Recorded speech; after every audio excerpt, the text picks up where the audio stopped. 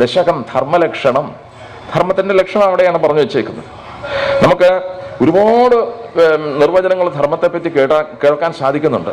പക്ഷേ ഇത്രയും practical possibility ഉള്ള, പ്രാക്ടിക്കൽ റിലവൻസ് ആൻഡ് റെഫറൻസ് ഉള്ള ഒരു ഒരു ഒരു ഡെഫിനിഷൻ വേറെ ഒരു ഗ്രന്ഥത്തിലും നമുക്ക് കാണാൻ സാധിച്ചിട്ടില്ല. ഞാൻ ഏതാണ്ട് ഒരു 10 വർഷമായിട്ട് ആറ്റുകാലമ്പ പ്രസാദം മാസികയിൽ ഉപനിഷത്ത് പങ്ക്തി ഞാനാണ് എഴുതുന്നത്. അപ്പോൾ അതിൽ ഏതെങ്കിലും ഒരു മാസം ഒരു ടൈറ്റിൽ എടുക്കും, അതിൻ്റെ എക്സ്പ്ലനേഷൻ. നമ്മുടെ രാജ്യത്തിൻ്റെ ആപ്തവാക്യമാണ് സത്യമേവ ജയതേ.